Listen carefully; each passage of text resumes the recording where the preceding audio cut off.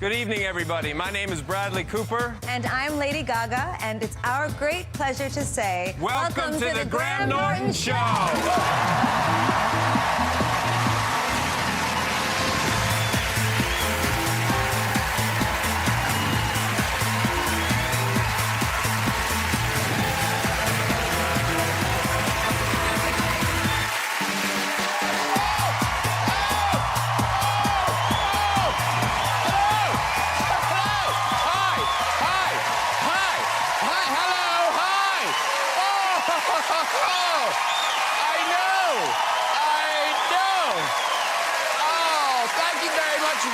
Hello, good evening. You're all very welcome.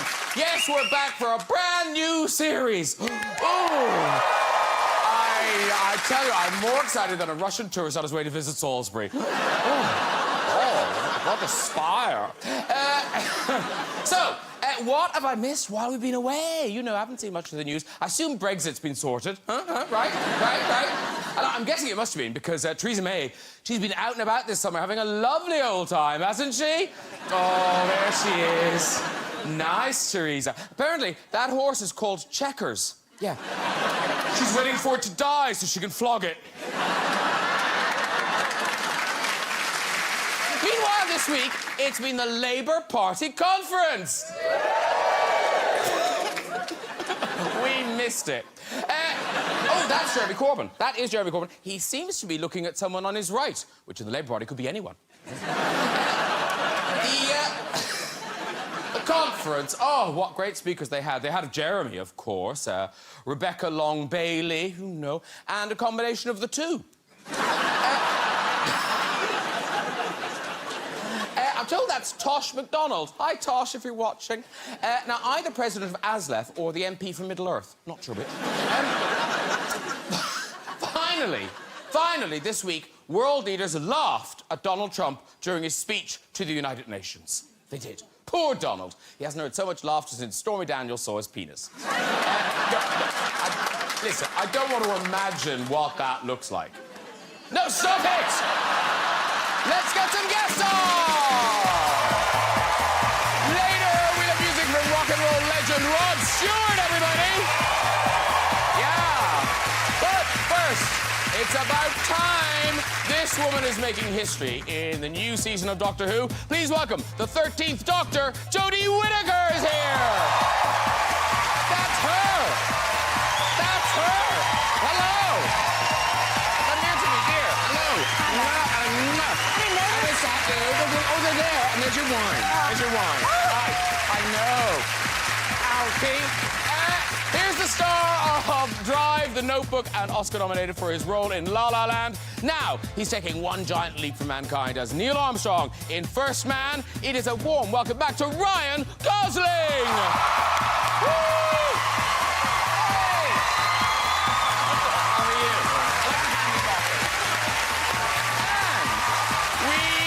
The two stars of the new remake of A Star Is Born.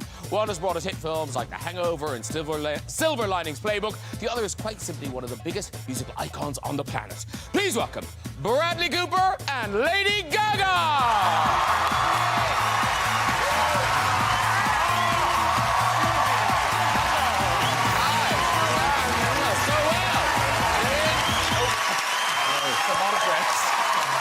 Yes, I do. I'm pretty good. I was like, this man's been on red carpets with this one a lot.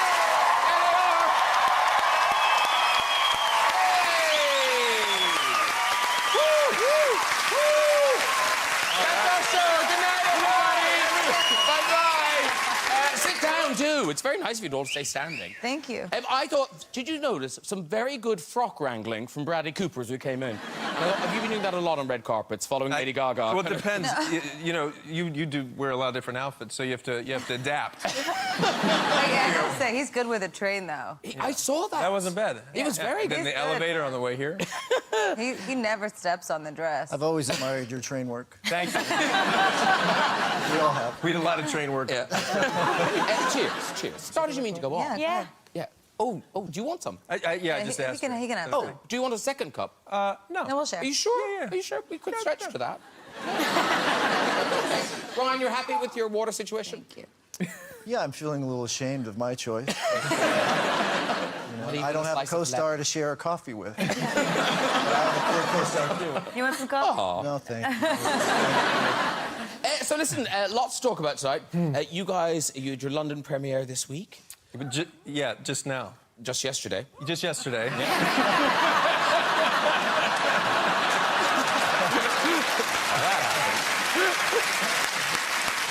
I'm sure you've had a very relaxed Friday. Yeah. Just watching daytime TV. Meanwhile, Doctor Who. Doctor Who. It's a global franchise. Global. Yeah. Where do they choose to have the world launch? Sheffield.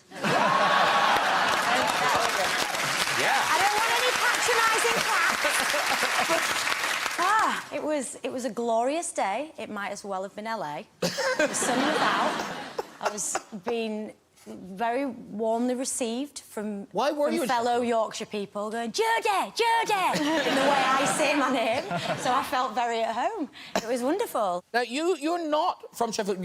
Where are you from? It's called... Oh, the town is Huddersfield. Oh, yes. And the village is called Skelmanthorpe. Skelmanthorpe. Yes. But now... so I don't understand, but then there's a special name for people from Skelmanthorpe, which I don't understand. I'm allowed to say this out because this goes out past when kids have gone to bed. Yeah, it goes out tomorrow. So, I did know that. So, the name for me would be affectionately referred to as, oh, are you a Shat lass? Yeah, I'm from Shat. And there's Shat taxi, Shat pizza, there's Shat everything. Because the nickname of the village, Skelmanthorpe's really long.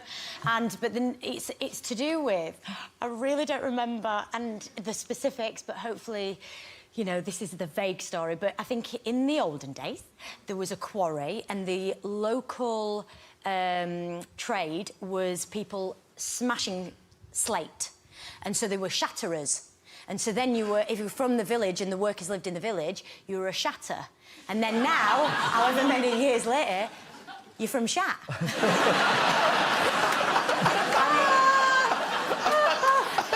know, but the thing was, I didn't really realise it, and my boyfriend at the time, now husband, who's from Tucson, got out at Wakey train station and Shat taxi picked us up, and he was like, oh my God. It's going to be great then. Welcome to the family. The Shat family. Yeah. The Shat family. Tucson, Arizona? Yeah, yeah. Oh, wow. Yeah.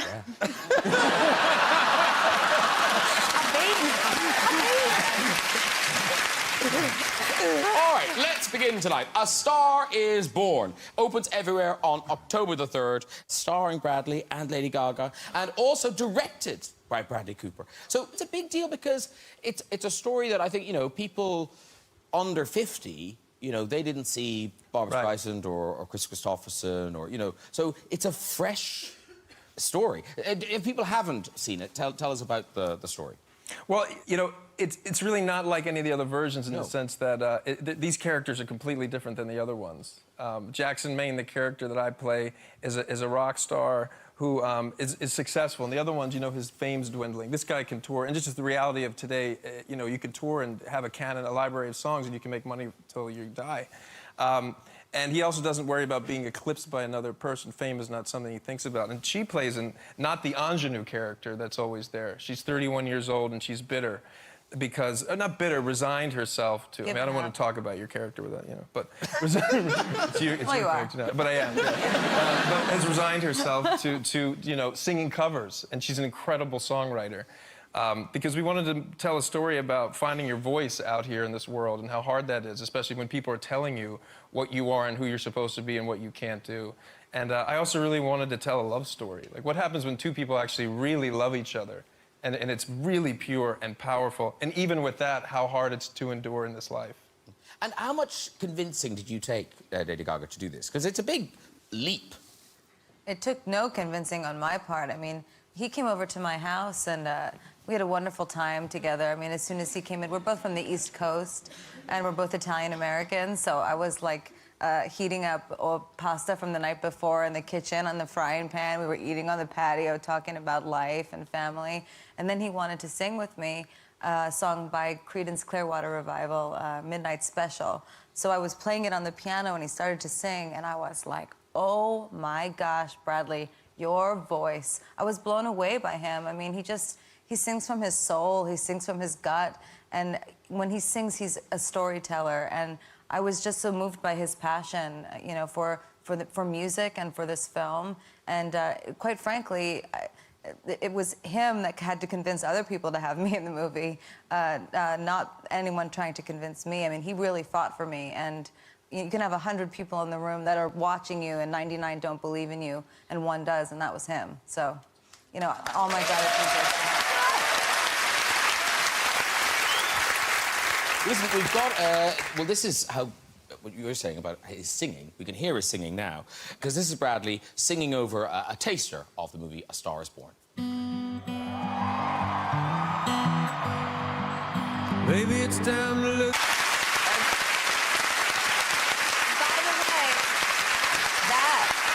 That was live.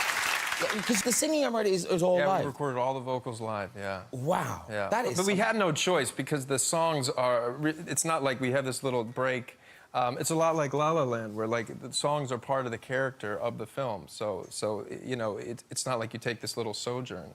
And the other thing that is amazing about this film is I don't think I've ever seen a film that puts the audience on stage. Yeah. In this, like I'd never got that thing. Right. Of what it must be like to play one of. Yeah. And that's presumably because it's all real. I'm glad you feel that way, because that was the whole point. That was one of the first things I thought about. I wanted to have a completely subjective eye, and it was just based on the first time I'd ever experienced that was at a Metallica concert, and I was behind the drum kit, and I remember seeing Lars Ulrich sweat in the back of his neck while also seeing the scope of Yankee Stadium, and I thought, well, this is a great composition. And that was where the idea was born, and then we just adhered to it. But the best was Glastonbury. I got to go to Glastonbury, and that was like... And they couldn't hear the music. Yeah, only the first 5 rows, because we couldn't play it through the PA because you can't, the songs can't get out. So you could hear it in the monitors because you needed to hear your voice. But so like 15 rows back, everybody's like, "What is happening?" That's amazing. We didn't lose that crowd. I know. Yeah, and I didn't know what. You know, you never knew what was going to happen. You know, if they were going to throw bottles at, especially Glastonbury. Yes. Yeah, that was full bottles. Yes. Yeah. That's filled with I don't know what. Yeah, you really don't want to see a full bottle coming towards you. But that was Chris Christopherson. Yeah, so just, you know, and so many things are luck. Chris Christopherson happened to be playing the summer we were shooting the movie, and he came on set, and I asked his wife, is there any way, I can't make a music movie without Glastonbury. It is, you know, it is a rite of passage for any musician. And I knew Nick and Emily, who run it, because I go every year. And I asked him, he said, well, if you can play into somebody's set, we'll let you go. And Christopherson allowed us to do it. And me and Maddie Lebatique, the cinematographer, and Steve Marr, we flew to England, and we went and did it. But the best part was, after I sang the song, I said, ladies and gentlemen, Mr. Chris Christopherson. And then I turned, and he just sort of walked past me, and I thought, I'm never going to forget that. Oh. Wow. Yeah, it was amazing. And talking of kind of full circle, Last Streisand, she also visited the set, didn't she? Yes. Yes, yeah. that was incredible. I mean, I think I held my breath for 10 minutes while she was there. I mean, she is lovely, and, you know, she's just an incredible woman. And the truth is throughout her whole career, she really had a hand in every single detail. And I really admire that about her. And when she came on set, she was so lovely and so warm to all of us. And she watched a little bit of the, you know, earlier edits of the film, and it was spectacular. And we've got a great picture of the two of you together. It's like Diva Squared. Oh, wow. Was that before? That's before. That's before, yeah. Yes. That's the first time you met her, right? Yeah, we had dinner together at her house. Yeah, of course you had.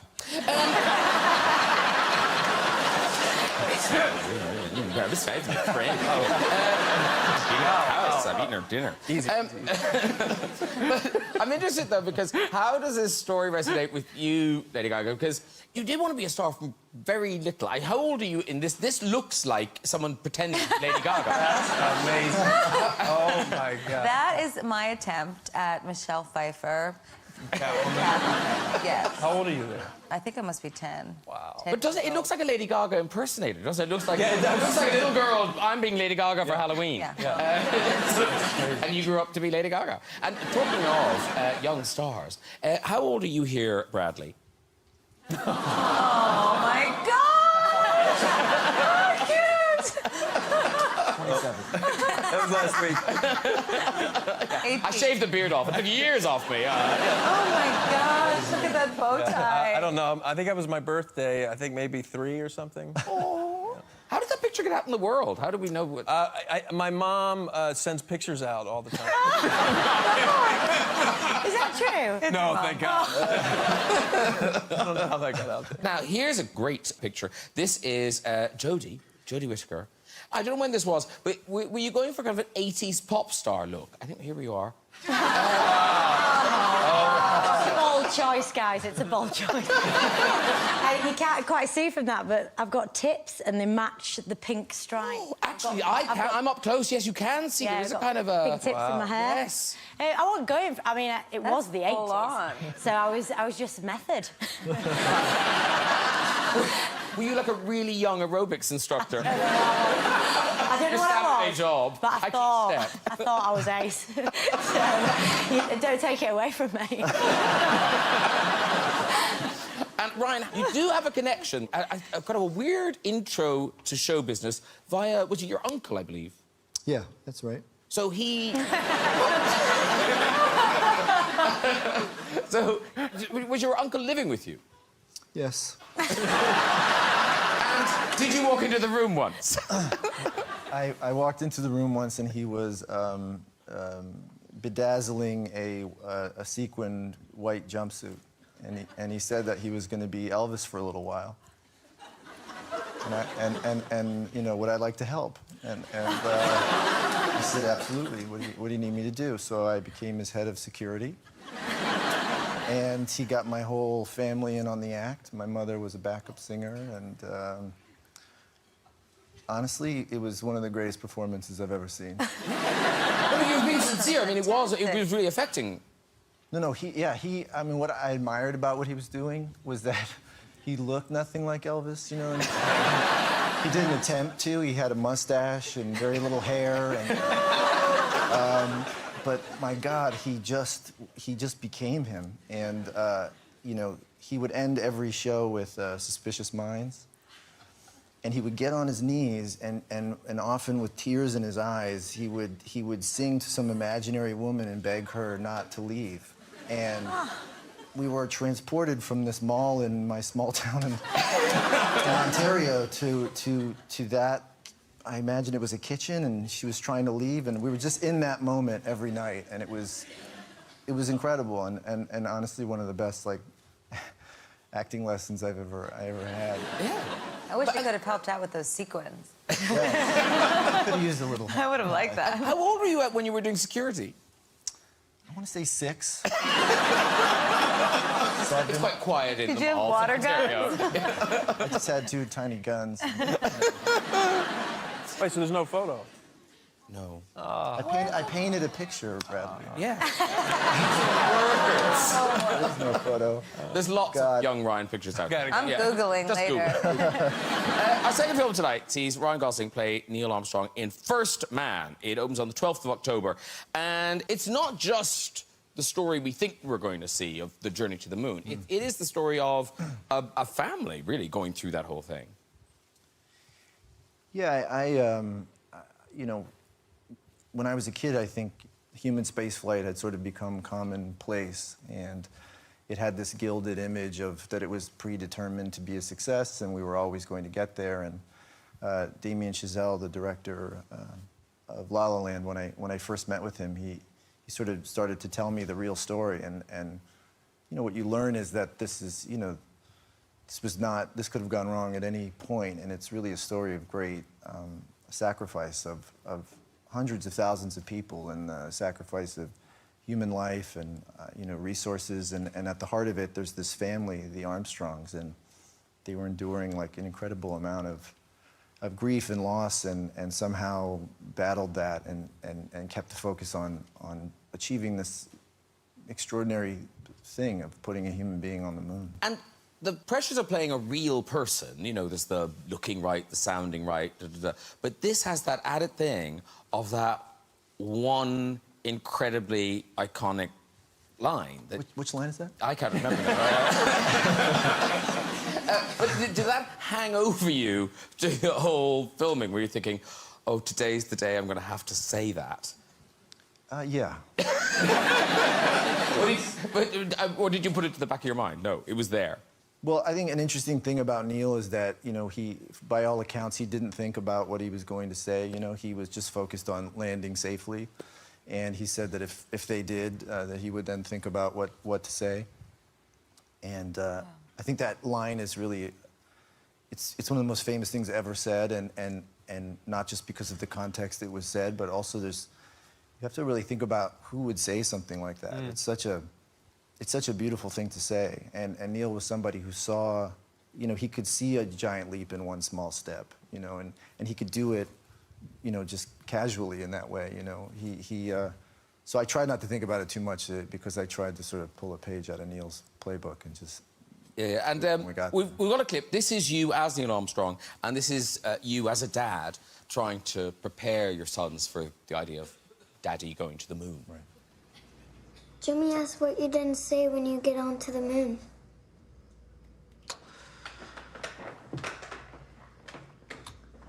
Well, we're not sure we're gonna get onto the moon. A lot of things have to go right before that happens. Do you think you're coming back? We have a real confidence in the mission, and there are some risks, but we have every intention of coming back. But you might not.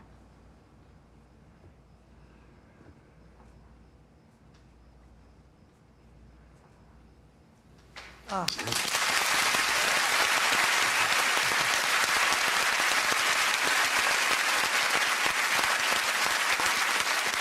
But we should say, it's the family drama, but there is a lot of in space in it as well.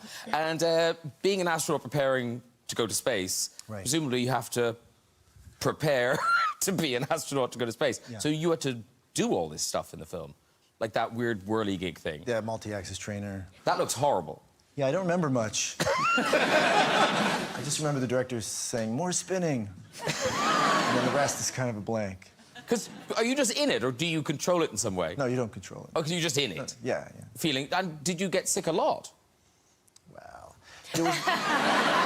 no, it was very hard to complain because the director went through such lengths to make sure this was authentic. I mean, incredible amount of detail into making these capsules, you know, almost exactly as they were. And we had, you know, technicians who were involved in these missions on set every day. And any time you thought about complaining, you know, you would go to the monitor and somebody, you know, some astronaut would say, well, you know, Ryan, when I went to the moon...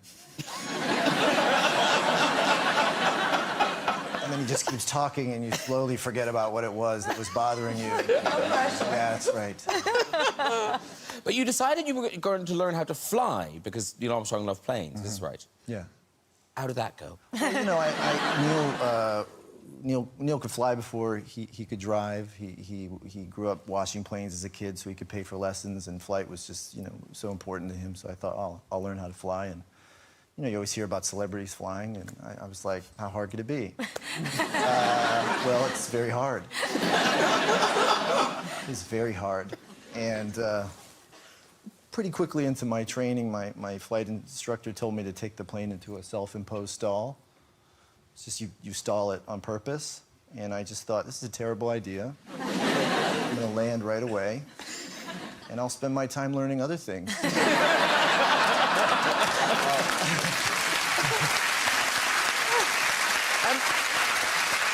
You do like learning things, though. I mean, I'm famous to the piano in La La Land, but You like to learn things, right? You like to learn things, You're not alone. Jodie, you've learned some very specific things for... Was it Tess of the D'Urbervilles? Oh, yeah. I learned Yes. to milk a cow. Now, top that, everyone. Really, Mic drop. yeah. Other drop. Really good. Yeah, I played Izzy Hewitt, who was a lovely little milkmaid. Yeah? Yeah. Pale. But my cow had warty teats. Oh, I know. It had Sorry, like what's that? warty. Warty? Oh, warded. Warty? Warts Warty. on the other. Teats. Milky, but warty. Yeah. How do you say it? No, you with an say it R. right, we say it wrong. Yeah, Yeah, water. yeah. Water teats. And so the thing was, I had to like do the entire scene just feeling like I was catching some kind of horrific hand of things and going, oh, I was really good, and I just did it. Were you kind to the teats? Well, I was all I could think of was anti-bac, anti-bac, anti-bac. So, probably not now. Yeah. Now, in terms of learning things, Ryan Gosling, you got a connection, you've told us now. You did have a connection with Neil Armstrong through music, that you discovered he liked this particular bit of music. Is this true? Right, yeah. The theremin. The theremin. Yeah. Theremin. I think we've got the... Do you want to tell us about the... where did you find this music? How did you find it? I love the theremin, and I was happy to find out that Neil loved the theremin. I was looking for ways to connect to him, and, you know, he's a genius who's filled with, you know, incredible courage, and he's a master in many things, and I was looking for a connection there.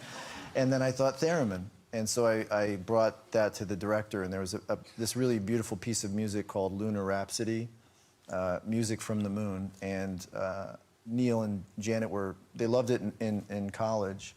It was kind of their song, and, you know, having no idea that what their lives would become and that the moon would be so involved with their lives. But we ended up using it in the film, and then the composer took the theremin and learned how to play it, and a lot of our score is theremin-based now. It's really beautiful. That's beautiful. So this is a little bit of the lunar... What's it called? The lunar... Oh, great. Rhapsody. Lunar Rhapsody.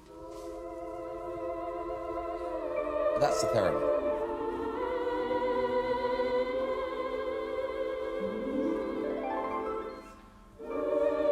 It's a good telly, this. Watch it.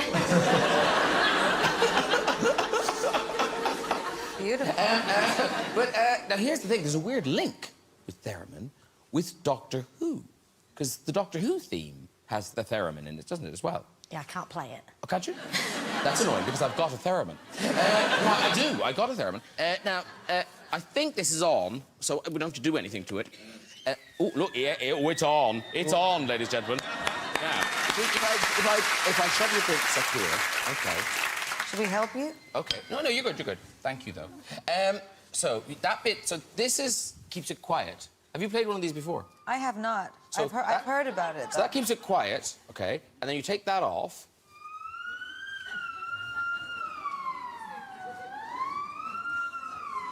It's like dolphins. I mean, I wouldn't go to a concert of it. Can you play a song on it? I don't know. Give it a whirl. Give it a whirl, lady. Lady Gaga on the theremin. I think I have to like inhale.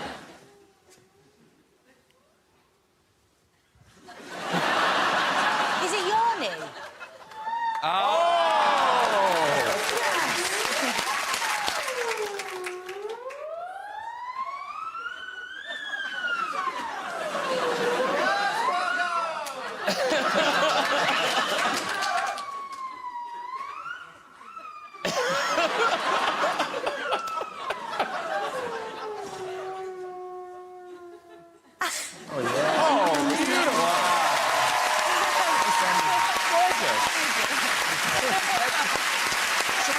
Doctor Who theme. Pretty much, yeah. Have a go with the Doctor Who theme. Okay, so let's go with the Doctor Who da-da-das. Sorry. Okay. So don't worry about it.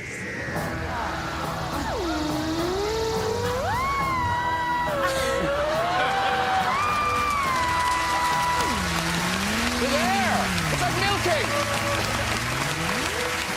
Very good.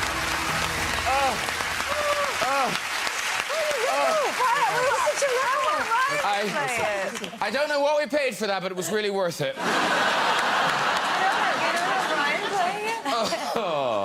The time has come, ladies and gentlemen. We must discuss Doctor Who. The new season starts on the 7th of October. Yes.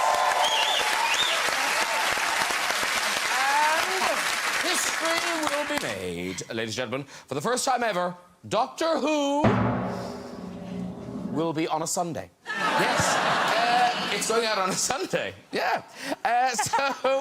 This is much excitement. So, how did you hear? Was it one of those things? Obviously, you'd auditioned, but when did you hear? Where were you when you heard? I thought it was my final audition. And so I knew I wasn't required to do any of the scenes for the audition. I wasn't taping. I just thought it was a chat with the grown-ups, and it was kind of, the last pitch. And so I walked in, game face, really kind of a bit steely, but played it cool and just sat down with everyone. Half of the room I knew because of Broadchurch. And so I sat and was like, yeah, hey. And I was like, how are you? Yeah, can we just get on with it? Because I've got a lot to say. and so then Chris Chibnall, he just leaned over the table and said, so we'd like you to be the next Doctor. And I went, oh my God. And then I think I got told really important information about what it was going to be like and what was required. And I just kind of went, I really want to WhatsApp someone. I can't remember it. And so I walked, that was like an hour, I think, of chatting, and I think I just kept crying. For the joy, for the fear, for the responsibility, for the fans, and for the fact that, it's an alien with two hearts, but I am a woman. And I get asked a lot about girls looking up to you, but it's about boys as well. How many women in your life inspire you, but also how many people in my life, regardless of gender, and sometimes in cinema and in characters, they're not even human, and I'm inspired and want to be like them. And so I think that that's what's exciting about the moment, but I hope it's a moment. And this announcement is ace, and I'll dine out on it forever. But then when... Well, you will always be the first. You'll always be the first. When there's 10, I'll be like, I was the first. Really bitter. You'll be at every convention going, me! I know you don't recognise me. This is me. Wine. Yeah, with a wine. Yeah. And, by the way, is Jodie talking double... Have you ever heard of Doctor Who? Yes. Yes. Oh, yeah. You've seen it? Yeah, sure. Was that in Canada? They showed it in Canada? Yeah, we got that all the way in Canada. Well, no, it is everywhere. Yeah, So it is. started in the 60s. Wow. Was the first guy with like a lot of hair? Curly Yes. hair? Yeah, that's the one I saw as a kid. William Hartnell. Oh, you don't know? We didn't get it in Ireland, did we? I'm laughing. It didn't get to I Canada. see. It didn't get to Ireland. Oh, it didn't. It was right there. Phone box was blue. It made no sense. So tell me this. One of the traditions of interviewing Doctor Who is they come on to tell us about the new show and then reveal they can tell us nothing about it. Has that changed? No. OK. Well, let's watch a clip. This is you as the brand new Doctor meeting some of your new friends. You're going to be so good. You're going to be great. You really are. Right, time for music tonight. In a career spanning over 50 years, this Grammy-winning rock and roll legend has sold over 200 million albums. Performing his new single, Didn't I? It is Rod Stewart!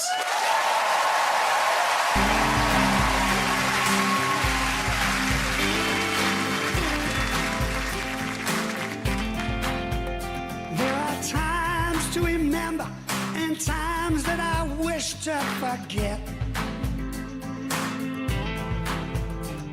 But our time together was spent with love and regret. Oh, my girl, my sweet, innocent girl. Didn't I try to tell you that love was for living? Oh, didn't I? And wasn't I the guy who said, stay away from that tribe? Whoa, wasn't I?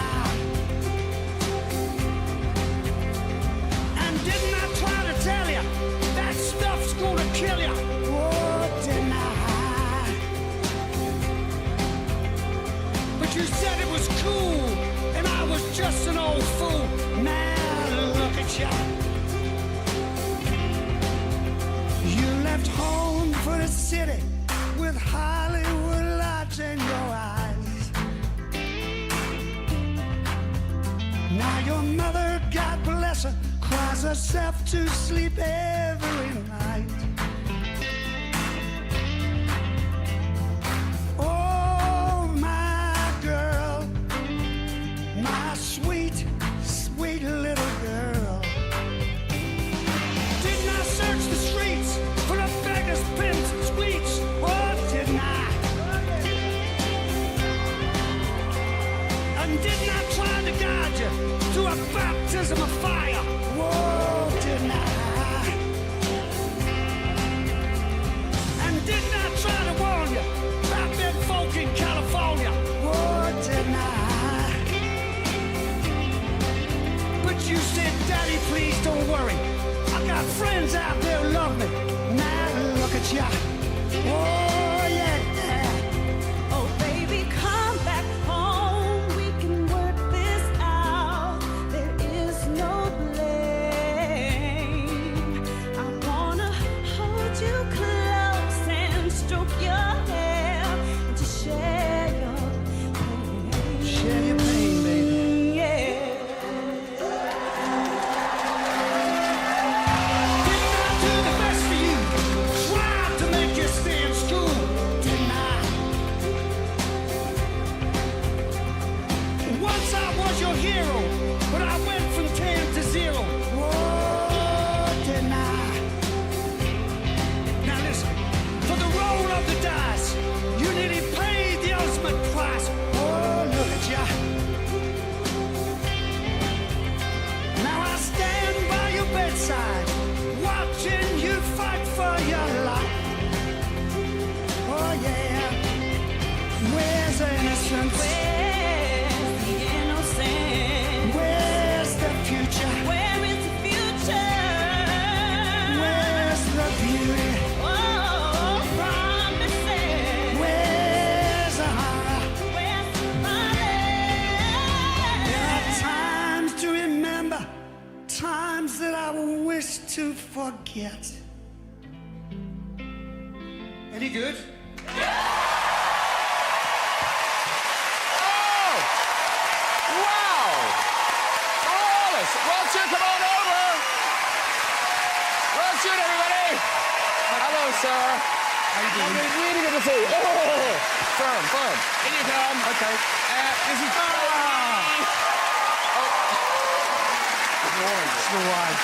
Hi, Jodie. Boys, look at all these lads. How you doing, big man? Beautiful. Lovely to see you. We're nearly finished. We're nearly... Oh, absolutely, that was great. Thank you so... Yeah, I thought it was pretty good. It was. No, I like after all these years you ended with any good? Was that all right? One can never just take one's career. No. Just, you know, you've got to ask the audience if they're enjoying it. Well, they did enjoy it, didn't they? Yeah.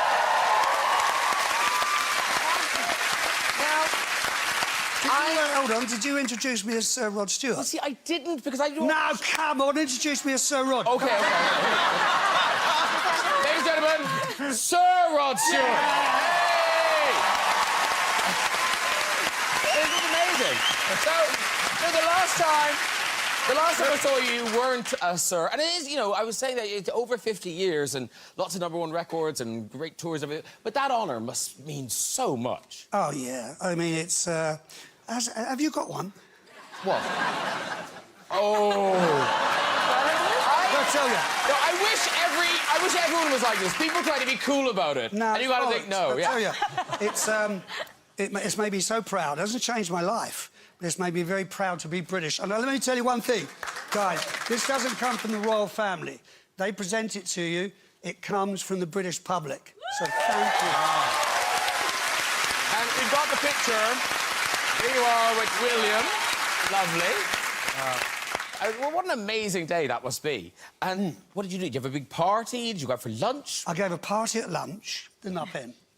I gave a party in the evening, and I was asleep by 10 o'clock. I'd have done it. Sir is tired. Sir is very tired, so has to go to his bed. Did you get to keep the sword? Yeah, it's very good. Nah, the sword, mate. She said, did you get to keep the sword? Such an American. It's not my fault. got Brits over here. Listen, terrific performance. Thank you so much. And that is the single off Blood Red Roses, the new album, which is out tonight. Yeah, tonight. No, the album's out tomorrow. Yes, yeah. How hard is this? Is the album out tonight, Sir Rod Stewart? Yes, it is. Okay.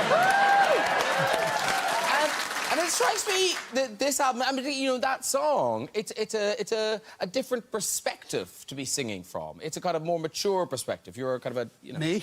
Yeah, well, you know... It is. It's, you know, being a parent of 8 children, and, you know, the youngest is 7, and it's like a note from...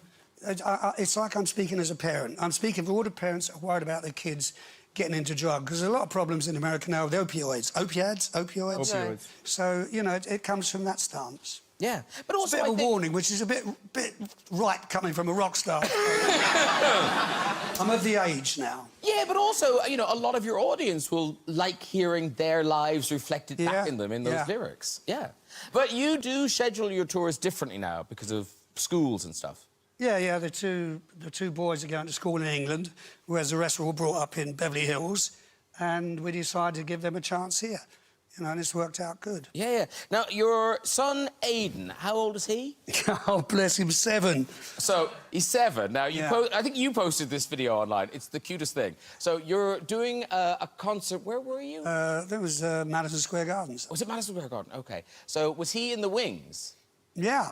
OK. So, he's 7... in the wings at Madison Square Garden, but your dad is Sir Rod Stewart, and he does this.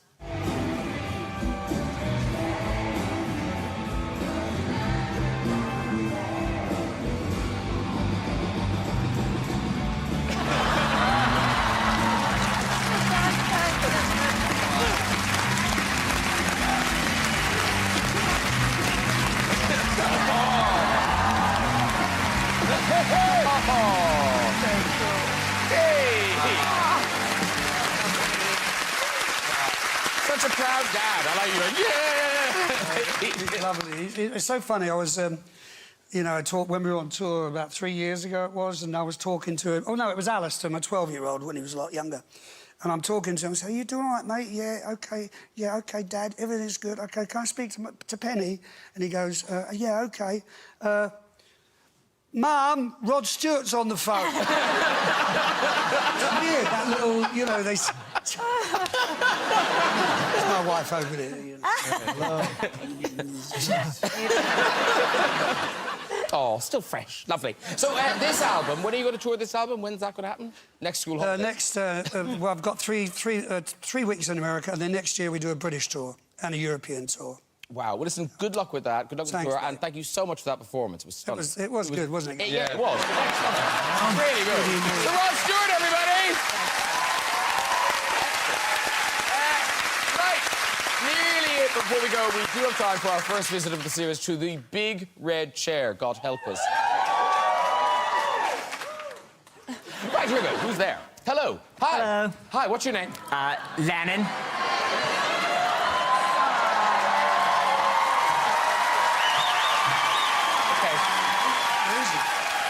It is annoying when the people in the red chair get a bigger reaction than the guests.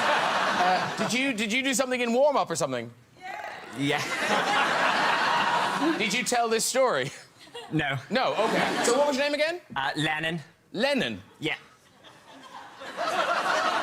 Ellie, presumably this is what they talked about in warm-up. You're not named after a Russian, it's the... Yeah, it's John. It's an Irish name.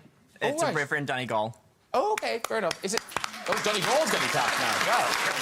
All right, Lennon, off you go with your story. So I'm a circus performer, and I was doing an act with my partner, and we were just about to go on stage, and she really needed the bathroom.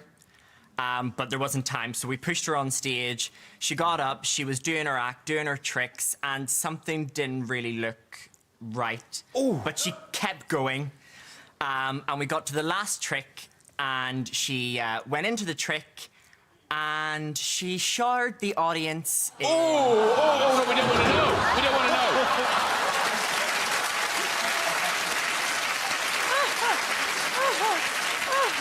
That's not good, no. Is that the controversial golden shower? I don't know.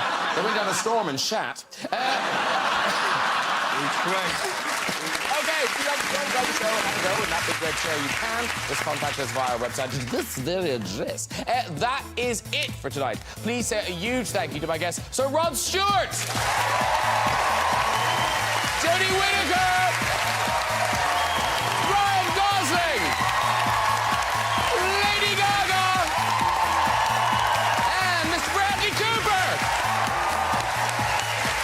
Do join me next week with King of Cool, Jeff Goldblum, Prince of Pop, Gary Barlow, Lord of Laughter, Rowan Atkinson, and Scream Queen herself, Jamie Lee Curtis. I'll see you then. Good night, everybody. Bye-bye.